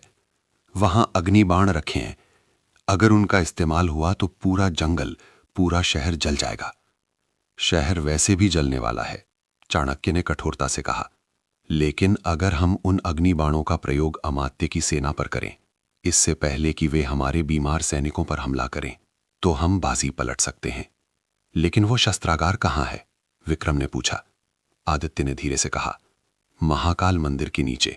लेकिन उसकी चाबी? उसने अपनी छाती टटोली। चाबी पिता के पास थी और पिता नदी में गिर गए। उम्मीद की एक और किरण टूट गई। बिना चाबी के वो दरवाजा नहीं खुलेगा। तभी सुहासिनी आगे आई। चाबी की जरूरत नहीं है। सबकी नजरें उस पर टिक गईं। सुहासिनी ने अपने बालों से एक बारीक सी पिन निकाली। मैं ताले खोलने में माहिर हूं, लेकिन महाकाल मंदिर तक पहुंचना आसान नहीं होगा। वहां अमात्य का सबसे कड़ा पहरा है। चाणक्य ने अपनी योजना बनाई। हम 3 हिस्सों में बटेंगे। भद्रसाल, तुम जंगल में आग लगाओगे, लेकिन नियंत्रित आग, ताकि अमात्य का ध्यान जंगल की तरफ जाए। विक्रम, तुम और सुहासिनी मंदिर के गुप्त रास्ते से अंदर जाओगे, और मैं अमात्य राक्षस के सामने आत्मसमर्पण करूंगा। क्या? विक्रम और भद्रसाल एक साथ चिल्लाए। नहीं आचार्य, ये आत्महत्या है। चाणक्य की आंखों में वही कूटनीतिक चमक थी। शतरंज में कभी कभी वजीर को मरना पड़ता है ताकि राजा शह और मात दे सके। अमात्य राक्षस मुझे चाहता है। जब वो मुझे देखेगा तो वो अपना सारा ध्यान, अपनी सारी सेना मेरी तरफ लगा देगा। उसका अहंकार उसकी सबसे बड़ी कमजोरी है, और उसी वक्त तुम्हें वो अग्निबाण चलाने होंगे। विक्रम की आंखों में आंसू थे। वो अपने गुरु को मौत के मुंह में कैसे जाने दे सकता था। भावुक मत हो विक्रम, चाणक्य ने डांटा। ये राष्ट्र का प्रश्न है। जाओ। योजना शुरू हुई। भद्रसाल ने जंगल के पश्चिमी हिस्से में आग लगा दी। अमात्य के सैनिकों में भगदड़ मच गई। उधर विक्रम और सुहासिनी महाकाल मंदिर के पीछे के नालों के रास्ते रेंगते हुए मंदिर के परिसर में घुस गए। बदबू और गंदगी के बीच वे आगे बढ़ रहे थे। इधर मंदिर के मुख्य द्वार पर, जहां अमात्य राक्षस अपनी विजय की प्रतीक्षा कर रहा था, एक निहत्था ब्राह्मण हाथ में माला लिए शांति से चलकर आ रहा था। सैनिकों ने भाले तान लिए। रुक जाओ, अमात्य चिल्लाया। वो अपनी आंखों पर विश्वास नहीं कर पा रहा था। चाणक्य मुस्कुराए। खेल खत्म हुआ अमात्य। मैं अपनी सेना को मरते हुए नहीं देख सकता। मैं आत्मसमर्पण करता हूं। मेरे प्राण ले लो, लेकिन मेरे सैनिकों को जीवन दान दे दो। अमात्य राक्षस जोर से हंसा। उसकी हंसी में विजय का उन्माद था। आखिरकार, महान चाणक्य, मेरे पैरों में बांध लो इसे। सैनिकों ने चाणक्य को जंजीरों में जकड़ लिया। अमात्य ने अपनी तलवार निकाली और चाणक्य की गर्दन पर रख दी। तुम्हारे सैनिक तो वैसे भी मरेंगे चाणक्य, लेकिन पहले तुम मरोगे। उसी समय मंदिर के गर्भगृह के नीचे सुहासिनी पसीने से लथपथ थी। वो विशाल दरवाजे के ताले के साथ जूझ रही थी। जल्दी करो सुहासिनी, विक्रम फुसफुसाया। ऊपर कुछ भी हो सकता है। क्लिक, ताला खुल गया। दरवाजा चरमराहट के साथ खुला। अंदर हजारों की संख्या में अग्निबाण और विशालकाय प्रक्षेपास्त्र रखे थे। लेकिन इन्हें चलाएगा कौन? सुहासिनी ने पूछा। हम सिर्फ 2 हैं। विक्रम ने उन मशीनों को देखा। ये स्वचालित यंत्र थे जिन्हें बस एक बार आग देने की जरूरत थी। हमें बस मुख्य रस्सी को काटना है, ये सब एक साथ चलेंगे, विक्रम ने कहा। लेकिन समस्या ये थी, इन यंत्रों का मुंह जंगल की तरफ था, जहां भद्रसाल आग लगा रहा था। अमात्य की सेना मंदिर के प्रांगण में थी, जहां चाणक्य थे। अगर उन्होंने बाण चलाए तो वे गलत दिशा में जाएंगे। हमें इनकी दिशा बदलनी होगी, विक्रम ने कहा। और ये केवल हाथों से हो सकता है। इसमें बहुत ताकत लगेगी। विक्रम ने विशाल पहिए को धकेलना शुरू किया। उसकी मांसपेशियां फटने को थीं। वो अकेला हजारों किलो की मशीन को घुमाने की कोशिश कर रहा था। जय महाकाल, विक्रम ने हुंकार भरी। मशीन इंच दर इंच घूमने लगी। सुहासिनी भी मदद कर रही थी। ऊपर प्रांगण में अमात्य ने तलवार उठाई। कोई अंतिम इच्छा चाणक्य? चाणक्य ने आकाश की ओर देखा। बस ये देखने की इच्छा है कि सूर्योदय किस दिशा से होता है, पूरब से या मंदिर के गर्भगृह से। अमात्य चौंका। क्या? तभी जमीन हिल गई। मंदिर के गर्भगृह की छत फट गई और उसमें से 1 नहीं, 10 नहीं, सैकड़ों जलते हुए अग्निबाण एक साथ निकले। वे हवा में लहराए और सीधा अमात्य की सेना के बीच आकर गिरे। धूम धड़ाम। विस्फोट इतने भयानक थे कि अमात्य के सैनिक हवा में उड़ने लगे। आग का तूफान आ गया। अमात्य राक्षस भी धक्के से गिर पड़ा। अफरा तफरी मच गई। जंजीरें पकड़े सैनिक भाग खड़े हुए। चाणक्य अभी भी वहीं खड़े थे, शांत, जंजीरों में बंधे हुए, चारों ओर गिरती हुई आग के बीच, जैसे अग्निदेव स्वयं उनकी रक्षा कर रहे हों। विक्रम और सुहासिनी गर्भगृह से बाहर निकले। विक्रम ने दौड़कर एक मरे हुए सैनिक की तलवार उठाई और चाणक्य की जंजीरें काट दी। आचार्य, आप ठीक है? मैं ठीक हूं, चाणक्य ने कहा। लेकिन अमात्य भागला। अमात्य राक्षस सचमुच गायब था। वो फिर से धुएं का फायदा उठाकर निकल गया था, लेकिन उसकी सेना नष्ट हो चुकी थी। मगध के सैनिकों पर होने वाला हमला टल गया था। सुबह का सूरज निकला। पूरा मंदिर परिसर खंडहर बन चुका था। लाशें बिछी थीं, लेकिन मगध की 50,000 सैनिकों की जान बच गई थी। विक्रम ने राहत की सांस ली। हमने जीत लिया आचार्य, अवंती हमारा है। चाणक्य ने विक्रम के कंधे पर हाथ रखा। उनका चेहरा गंभीर था। हमने युद्ध जीता है विक्रम, लेकिन शत्रु अभी भी जीवित है। और सबसे बड़ी बात, चाणक्य ने एक कागज का टुकड़ा निकाला जो उन्हें अमात्य राक्षस के गिरे हुए कवच के पास मिला था। ये क्या है? विक्रम ने पूछा। चाणक्य ने उसे पढ़ा और उनकी आंखों में पहली बार डर की परछाई दिखी। अमात्य राक्षस यहां सिर्फ अवंती को बचाने नहीं आया था, ये एक छलावा था। छलावा? हां, इस पत्र के अनुसार जब हम यहां उलझे हुए थे, तब सेल्यूकस निकेटर, सिकंदर का सेनापति, ने सिंधु नदी पार कर ली है और अमात्य राक्षस ने भारत के पश्चिमी द्वार खोल दिए हैं। मगध की सीमा पर लाखों यवन सैनिक खड़े हैं। विक्रम सन्न रह गया। वे यहां एक छोटे राज्य के लिए लड़ रहे थे और वहां पूरा भारत खतरे में पड़ गया था। तो अब हम क्या करेंगे? विक्रम ने पूछा। चाणक्य ने अपनी मुट्ठी भींची। उन्होंने पूरब की ओर, पाटलिपुत्र की ओर देखा। अब हमें राजनीति नहीं, महायुद्ध करना होगा। अखंड भारत का सबसे बड़ा युद्ध। चलो विक्रम, विश्राम का समय समाप्त हुआ। भारत हमें पुकार रहा है। कहानी यहां एक ऐसे मोड़ पर खड़ी है जहां एक अध्याय समाप्त हुआ, लेकिन एक महाग्रंथ खुलने वाला है। सेल्यूकस का आक्रमण, अमात्य राक्षस का प्रतिशोध और चंद्रगुप्त मौर्य का सम्राट बनने का अंतिम इम्तिहान। क्या विक्रम यवनों के विशाल हाथियों का सामना कर पाएगा? क्या चाणक्य अपनी कूटनीति से सिकंदर के सेनापति को हरा पाएंगे? और सुहासिनी, क्या उसका अतीत उस पर भारी पड़ेगा? दोस्तों, ये चाणक्य नीति की गाथा अभी तो बस अंगड़ाई ले रही है। असली तूफान आना अभी बाकी है।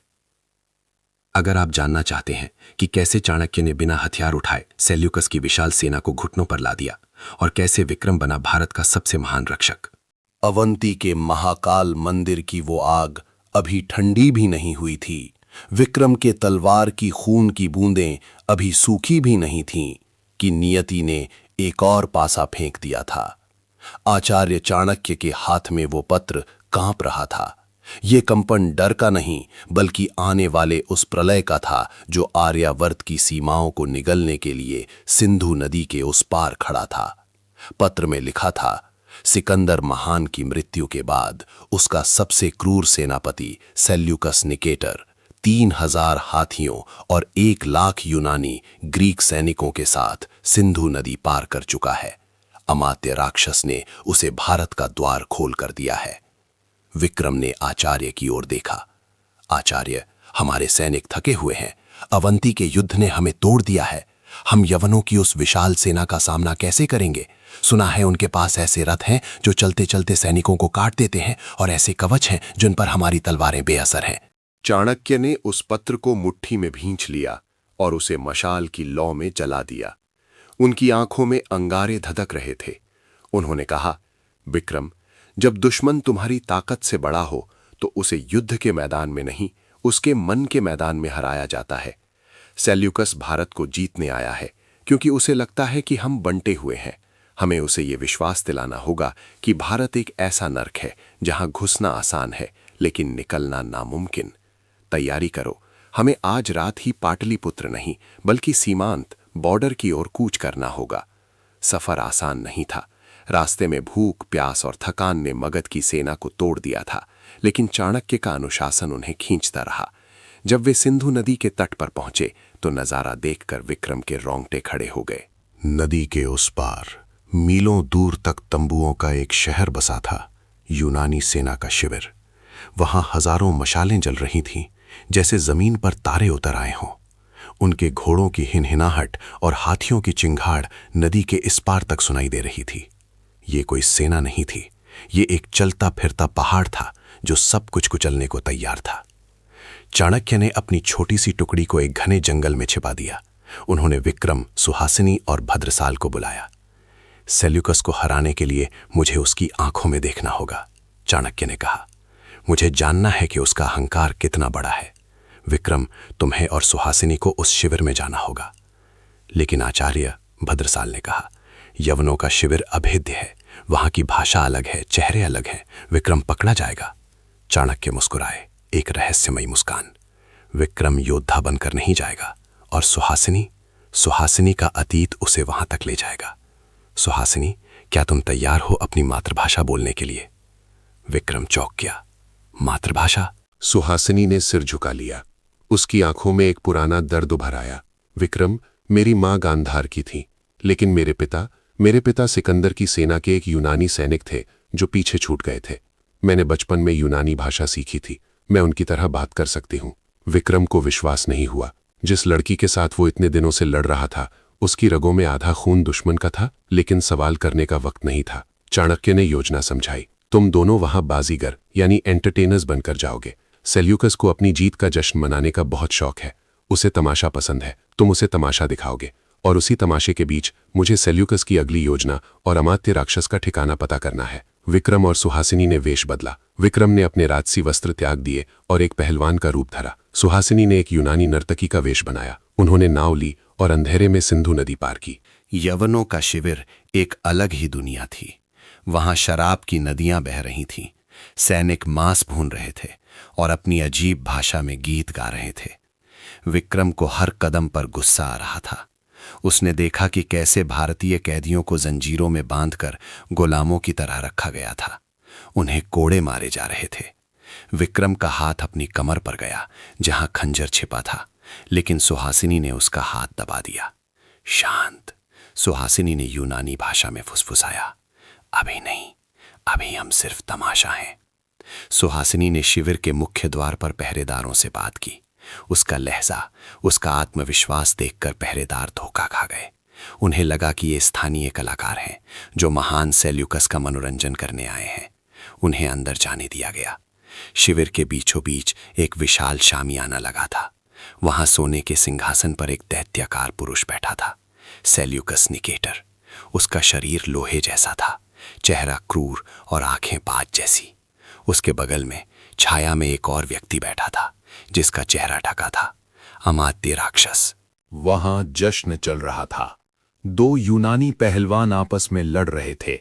सेल्यूकस शराब पीते हुए हंस रहा था। तभी सुहासिनी ने प्रवेश किया। उसने झुककर सलाम किया और यूनानी में कहा, महान विश्व विजेता के सेनापति को भारत का प्रणाम। हम सुना है कि यूनानी ताकत का कोई मुकाबला नहीं, लेकिन भारत की मिट्टी में भी कुछ शेर पैदा होते हैं। सेल्यूकस की दिलचस्पी जागी। उसने अमात्य की ओर देखा। ये क्या कह रही है? अमात्य ने शक की नजर से देखा। ये कह रही है कि इसका साथी हमारे पहलवान को चुनौती देना चाहता है। सेल्यूकस हंसा। ये काला दुबला भारतीय मेरे हरक्यूलिस से लड़ेगा? उसने इशारा किया। अखाड़े में एक विशालकाय यूनानी योद्धा उतरा। वो विक्रम से 2 गुना बड़ा था। उसके हाथों में लोहे के दस्ताने थे। विक्रम अखाड़े में उतरा। वो निहत्था था। उसके शरीर पर सिर्फ एक धोती थी। भीड़ चिल्लाने लगी, मारो, कुचल दो इसे। हरक्यूलिस विक्रम की ओर दौड़ा। जमीन हिल गई। उसने एक जोरदार मुक्का चलाया। विक्रम हवा की तरह सरक गया। मुक्का हवा में लहराया। विक्रम ने पलटवार नहीं किया, वो बस बचता रहा। सेल्यूकस का मजाक किरकिरा होने लगा। ये तो भाग रहा है, कायर। लेकिन विक्रम भाग नहीं रहा था। वो मौन की तरह उस राक्षस को पढ़ रहा था। वो देख रहा था कि हरक्यूलिस का बायां पैर कमजोर है। जब हरक्यूलिस ने अपना संतुलन खोकर विक्रम को दबोचने की कोशिश की, तभी विक्रम ने अपना दांव खेला। उसने उछलकर हरक्यूलिस के कंधे पर पैर रखा, हवा में कलाबाजी खाई और अपनी कोहनी पूरी ताकत से उसकी गर्दन के पीछे मारी। कड़क। एक ही बार। हरक्यूलिस जो 100 युद्धों का विजेता था, एक कटे हुए पेड़ की तरह औंधे मुंह गिरा और फिर नहीं उठा। पूरा शामियाना सन्न रह गया। पिन गिरने की आवाज भी सुनी जा सकती थी। विक्रम ने सेल्यूकस की आंखों में देखा। उसने कुछ नहीं बोला। उसका मौन गूंज रहा था। सेल्यूकस धीरे धीरे अपने सिंहासन से खड़ा हुआ। अद्भुत। वो चिल्लाया, मैंने भारत में हाथी देखे, सांप देखे, लेकिन ऐसा योद्धा पहली बार देखा। सेल्यूकस विक्रम के पास आया। तुम्हारा नाम क्या है भारतीय? इससे पहले कि विक्रम कुछ बोलता, अमात्य राक्षस अपनी कुर्सी से उठ खड़ा हुआ। उसने विक्रम को पहचान लिया था। भले ही वेश बदला हो, लेकिन वो आंखों का तेज नहीं बदल सकता था। अमात्य चिल्लाया, सेल्यूकस, ये कोई बाजीगर नहीं है। ये वही है जिसने अवंती में मेरी सेना को जलाया था। ये चाणक्य का कुत्ता विक्रम है। माहौल बदल गया। सैकड़ों तलवारें म्यान से निकल आईं। सुहासिनी और विक्रम घिर चुके थे। सेल्यूकस ने विक्रम को गौर से देखा। ओ, तो तुम चाणक्य के शिष्य हो। मैंने उस ब्राह्मण के बारे में बहुत सुना है। सेल्यूकस ने एक क्रूर मुस्कान के साथ कहा, इसे मारो मत, इसे बांध लो। आज रात के भोज में मैं चाणक्य को एक तोहफा भेजूंगा, उसके सबसे प्रिय शिष्य का कटा हुआ सिर नहीं, बल्कि उसकी चीखें। विक्रम और सुहासिनी को पकड़ लिया गया। उन्हें उसी शामियाने के खंभों से बांध दिया गया। अमात्य राक्षस विक्रम के पास आया। उसके चेहरे पर जले हुए निशान थे जो अवंती के युद्ध की याद दिला रहे थे। उसने विक्रम के चेहरे पर थूका। देखा विक्रम, चाणक्य की नीति यहां काम नहीं आई। अब तुम देखोगे कि मैं भारत का क्या हाल करता हूं। कल सुबह जब सेल्यूकस की सेना नदी पार करेगी तो सबसे पहले तुम्हें हाथी के पैरों तले कुचला जाएगा। रात गहरी होती गई। विक्रम जंजीरों में जकड़ा था। वो अपनी मौत से नहीं डरता था। उसे डर इस बात का था कि वो अपने देश, अपने गुरु को विफल कर गया। सुहासिनी रो रही थी। माफ करना विक्रम, मेरी वजह से हम पकड़े गए। नहीं सुहासिनी, विक्रम ने कहा, ये नियति है। लेकिन आचार्य ने कहा था, जब तक सांस है तब तक आस है। तभी शामियाने के पीछे के पर्दे हिले। एक साया अंदर आया। क्या ये कोई मदद थी? वो साया सेल्यूकस के तंबू की ओर नहीं, बल्कि विक्रम की ओर बढ़ा। मशाल की रोशनी में उसका चेहरा दिखा। वो एक युवती थी, बेहद खूबसूरत, सुनहरे बाल, नीली आंखें और शाही यूनानी वस्त्र। ये हेलेना थी, सेल्यूकस की बेटी। उसने विक्रम को देखा। उसकी आंखों में दया नहीं, जिज्ञासा थी। तो तुम हो वो जिसने मेरे पिता के सबसे मजबूत योद्धा को एक वार में गिरा दिया? हेलेना ने टूटी फूटी भारतीय भाषा में पूछा। विक्रम चुप रहा। हेलेना ने एक खंजर निकाला। विक्रम को लगा वो उसे मारने आई है, लेकिन हेलेना ने खंजर से विक्रम के मुंह में ठुसे कपड़े को काट दिया। मेरे पिता तुम्हें कल मारने वाले हैं, हेलेना ने कहा, लेकिन मुझे वीर पुरुष पसंद है। अगर तुम मेरे अंग रक्षक बनने को तैयार हो जाओ और भारत के गुप्त रास्ते बता दो तो मैं तुम्हें बचा सकती हूँ। ये एक प्रस्ताव था, जान के बदले गद्दारी। विक्रम हंसा, एक सूखी कड़वी हंसी।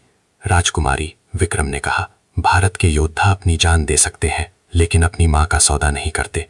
तुम चाहो तो अभी मेरा गला रेत दो। हेलेना की आंखों में चमक आ गई। वफादार भी हो, दुर्लभ है। इससे पहले कि वो कुछ और कहती, बाहर शोर मच गया। एक घुड़सवार संदेशवाहक तेजी से अंदर आया। सम्राट सेल्यूकस, सम्राट सेल्यूकस, वो चिल्ला रहा था। सेल्यूकस और अमात्य राक्षस बाहर निकल आए। संदेशवाहक ने हांफते हुए कहा, नदी के उस पार भारतीय सेना के शिविर से एक दूत आया है। वो आचार्य चाणक्य का संदेश लाया है। चाणक्य का संदेश? सेल्यूकस चौंका। क्या वो आत्मसमर्पण कर रहा है? नहीं महाराज, उसने एक विचित्र प्रस्ताव भेजा है। सेल्यूकस ने पत्र छीना और अमात्य को पढ़ने को दिया। अमात्य ने पत्र पढ़ा और उसका चेहरा सफेद पड़ गया। उसके हाथ कांपने लगे। क्या लिखा है इसमें? सेल्यूकस गरजा। अमात्य ने विक्रम की ओर देखा, फिर पत्र की ओर। उसने लड़खड़ाती जुबान से पढ़ा, महान सेल्यूकस, मुझे पता है कि मेरा शिष्य विक्रम और गुप्तचर सुहासिनी तुम्हारी कैद में है। तुम सोच रहे होगे कि मैं उन्हें छुड़ाने के लिए अपनी सेना भेजूंगा या संधि करूंगा, लेकिन तुम गलत हो। विक्रम ने मेरी आज्ञा का उल्लंघन किया है। वो अपने अहंकार में तुम्हें चुनौती देने गया था। ऐसे मूर्ख शिष्य की मुझे कोई आवश्यकता नहीं है। तुम चाहो तो उसे मार दो या अपने कुत्तों को खिला दो। मगध को उससे कोई लेना देना नहीं है, लेकिन अगर तुम उसे मुझे सौंप दोगे तो मैं तुम्हें मगध का वो गुप्त खजाना दूंगा जो नंदवंश ने पाटलिपुत्र के नीचे छिपाया था। चुनाव तुम्हारा है, एक शिष्य की लाश या सोने का पहाड़। विक्रम के कानों में ये शब्द पिघले हुए शीशे की तरह गिरे। क्या आचार्य ने उसे त्याग दिया, उसे मूर्ख कहा और उसके बदले सोने का सौदा किया? विक्रम का दिल टूट गया। जिस गुरु के लिए उसने अपना जीवन, अपना परिवार, अपनी वाणी सब कुछ त्याग दिया, आज उसी गुरु ने उसे दुश्मन के सामने बेच दिया। सुहासिनी भी सन्न थी। नहीं, आचार्य ऐसा नहीं कर सकते, ये कोई चाल है। लेकिन विक्रम की आंखों से आंसू बह निकले।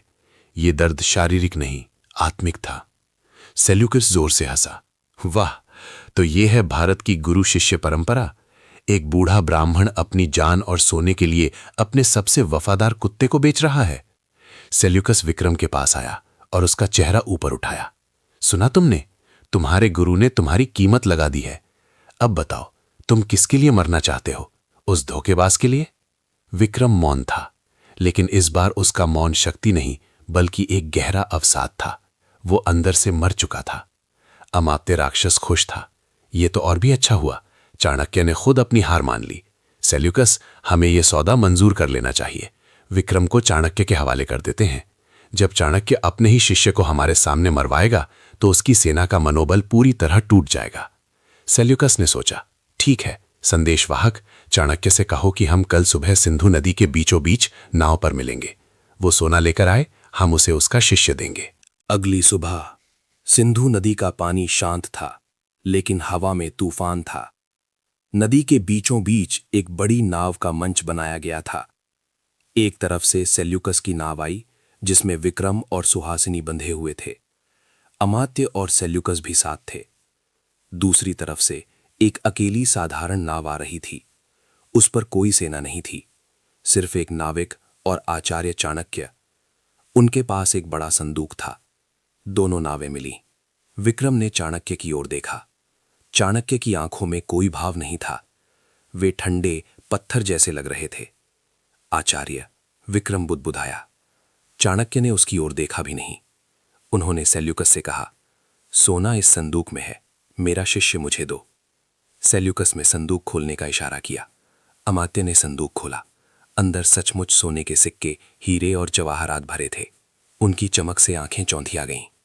सेल्यूकस लालच से भर गया। अद्भुत, चाणक्य, तुम सच में समझदार हो। सेल्यूकस ने विक्रम को धक्का दिया। ले जाओ अपना कचरा। विक्रम गिरते पड़ते चाणक्य के चरणों में गिरा। उसने ऊपर देखा।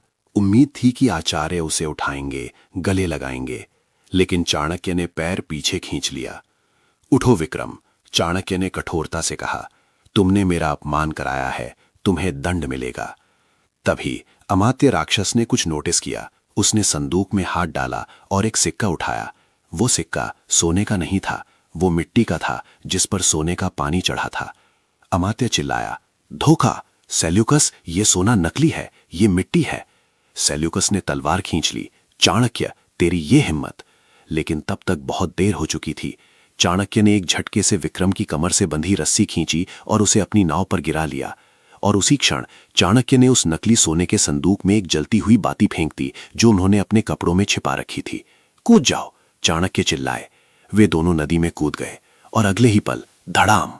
वो संदूक सोने का नहीं, बारूद और ज्वलनशील तेल का भंडार था। एक भयानक विस्फोट हुआ। सेल्यूकस की नाव के परखच्चे उड़ गए। आग की लपटें आसमान छूने लगीं। सेल्यूकस और अमात्य पानी में जा गिरे। विस्फोट इतना तेज था कि नदी का पानी भी उबलने लगा। किनारे पर खड़ी यूनानी सेना में भगदड़ मच गई। उन्हें लगा कि उनके सम्राट मारे गए। विक्रम और चाणक्य तैरते हुए अपनी सेना की ओर पहुंचे, जहां भद्रसाल और चंद्रगुप्त नाव लेकर तैयार थे। नाव पर चढ़ते ही विक्रम ने चाणक्य को देखा। वो अभी भी सदमे में था। आचार्य, वो पत्र, वो सौदा! चाणक्य ने अपना गीला वस्त्र निचोड़ा और पहली बार विक्रम की आंखों में स्नेह से देखा। विक्रम, अगर मैं वो पत्र नहीं लिखता तो सेल्यूकस तुम्हें कल रात ही मार देता। उसे लालच देना जरूरी था, और तुम्हें त्यागने का नाटक इसलिए करना पड़ा ताकि अमात्य राक्षस को विश्वास हो जाए कि मैं हार मान चुका हूं। शत्रु जब अपनी जीत के प्रति आश्वस्त हो जाता है तभी वो सबसे बड़ी गलती करता है। विक्रम की आंखों में आंसू आ गए। उसने आचार्य के चरण पकड़ लिए। मुझे क्षमा कर दें आचार्य, मैंने आप पर संदेह किया। क्षमा बाद में। चंद्रगुप्त ने तलवार निकालते हुए कहा, देखो, सेल्यूकस मरा नहीं है। नदी के बीच में सेल्यूकस एक टूटे हुए लकड़ी के तख्ते के सहारे तैर रहा था। उसका आधा चेहरा जल गया था। वो दर्द और गुस्से से चिल्ला रहा था, चाणक्य, मैं तुझे छोड़ूंगा नहीं। मेरी पूरी सेना! आक्रमण! नदी के उस पार से बिगुल बच गया। यूनानी सेना ने आक्रमण कर दिया। लाखों तीर आसमान में छा गए। हाथियों ने नदी में प्रवेश किया। ये अब छल कपट का खेल नहीं था, ये अब कुरुक्षेत्र था। चाणक्य ने चंद्रगुप्त की ओर देखा। चंद्रगुप्त, अब बारी तुम्हारी है। सेल्यूकस घायल है, उसकी सेना नेतृत्वहीन है। यही समय है, अपनी सेना को गरुड़ व्यूह, ईगल फॉर्मेशन में सजाओ। आज हम दिखाएंगे कि भारत के हाथी यूनानियों को कैसे रौंदते हैं। युद्ध शुरू हुआ, और ऐसा युद्ध जो इतिहास ने पहले कभी नहीं देखा था। नदी का पानी लाल हो गया। विक्रम, जो अब दुगने जोश में था, भूखे शेर की तरह लड़ रहा था। उसने अकेले ही यूनानियों की एक पूरी टुकड़ी को रोक रखा था। सुहासिनी, जो अब आजाद थी, अपनी यूनानी विद्या का प्रयोग करके दुश्मनों को गलत आदेश दे रही थी। लेकिन सेल्यूकस की सेना बहुत विशाल थी।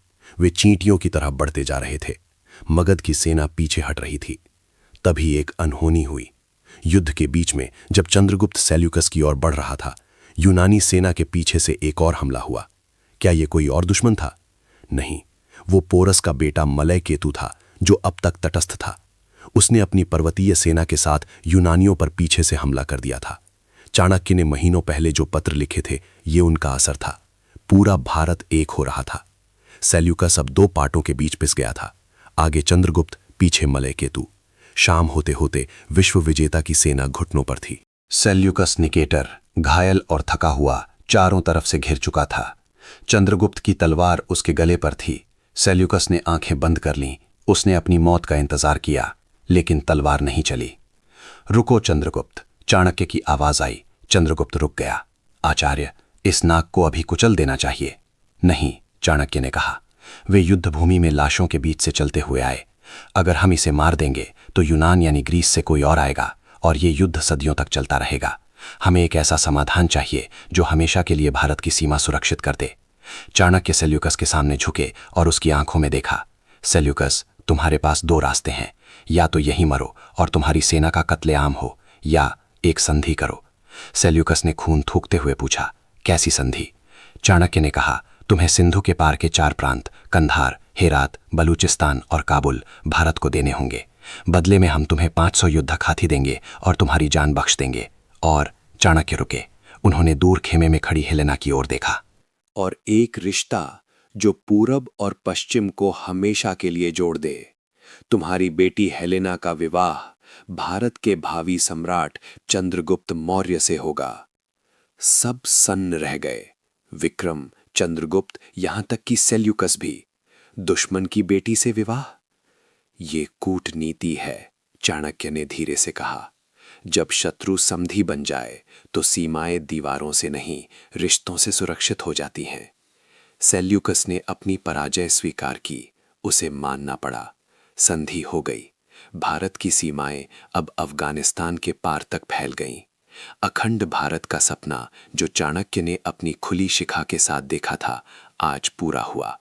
चंद्रगुप्त का राज्याभिषेक हुआ। हेलेना भारत की महारानी बनी। लेकिन कहानी का अंत यहां भी नहीं है। उत्सव के बीच विक्रम उदास बैठा था। चाणक्य उसके पास आए। क्या हुआ विक्रम, आज तो खुश होने का दिन है? विक्रम ने कहा, आचार्य, सब मिल गया, राज्य, सीमाएं, शांति। लेकिन अमात्य राक्षस, वो कहाँ है? वो युद्ध के मैदान में नहीं मिला, न जिंदा न मुर्दा। चाणक्य की मुस्कान गायब हो गई। तुम सही कहते हो विक्रम, अमात्य राक्षस अभी भी जीवित है और एक घायल सांप सबसे ज्यादा खतरनाक होता है। तभी एक दासी दौड़ती हुई आई। उसके हाथ में एक काला कपड़ा था। आचार्य, आचार्य, राजमहल के शयन कक्ष में सम्राट चंद्रगुप्त के तकिए के नीचे ये मिला है। वो काला कपड़ा अमात्य राक्षस का था और उसमें एक पर्ची थी। उस पर लिखा था, चाणक्य, तुमने युद्ध जीता है, लेकिन मैं तुम्हारी आत्मा को मारूंगा। मैं जा रहा हूं, लेकिन अकेला नहीं। मैंने पाटलिपुत्र के पीने के पानी के मुख्य स्रोत में काल ज्वर, एक लाइलाज बीमारी के जीवाणु मिला दिए हैं। जब तक तुम मुझे ढूंढोगे, तब तक तुम्हारा पूरा शहर शमशान बन जाएगा। ये मेरी आखिरी चाल है, शह और मात। विक्रम और चाणक्य के पैरों तले जमीन खिसक गई। युद्ध खत्म हुआ था, लेकिन मृत्यु अब हर घर के मटके में पहुंच चुकी थी। चाणक्य ने तुरंत आदेश दिया, पानी रोको, पूरे शहर में घोषणा कर दो, कोई पानी नहीं पिएगा। लेकिन क्या बहुत देर हो चुकी थी। सड़क पर एक बच्चा पानी पीकर गिर पड़ा, फिर दूसरा, फिर तीसरा। हाहाकार मच गया। जीत का जश्न मातम में बदलने लगा। अमात्य राक्षस कहाँ छिपा है? और क्या चाणक्य के पास इस अदृश्य जहर का कोई तोड़ है? दोस्तों, चाणक्य और चंद्रगुप्त के सामने अब तक की सबसे बड़ी चुनौती है। दुश्मन सामने नहीं, पानी में घुला है। क्या आयुर्वेद और चाणक्य नीति मिलकर लाखों जान बचा पाएंगे, या अमात्य राक्षस अपनी हार को सबसे भयानक जीत में बदल देगा?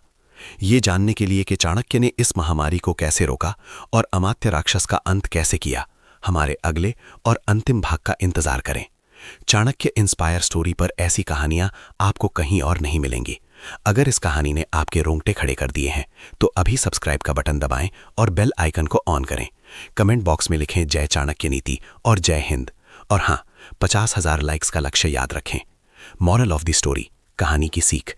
इस कहानी से हमें ये सीख मिलती है कि शक्ति से बड़ा धैर्य और शस्त्र से बड़ी कूटनीति होती है। मौन की शक्ति। विक्रम ने सिखाया कि जब हम शांत रहते हैं तो हम शत्रु की कमजोरियों को बेहतर देख पाते हैं। भावनाओं पर नियंत्रण। आचार्य चाणक्य ने सिखाया कि एक नेता को कभी-कभी कठोर निर्णय लेने पड़ते हैं। उन्होंने विक्रम को त्यागने का नाटक किया ताकि बड़ी जीत हासिल हो सके। व्यक्तिगत मोह से ऊपर राष्ट्रहित होता है। हार न मानना। परिस्थितियां चाहे कितनी भी विपरीत हों, जैसे विक्रम का बंदी होना या सेल्यूकस का विशाल सेना लेकर आना, बुद्धि और साहस से बाजी पलटी जा सकती है। जय हिंद।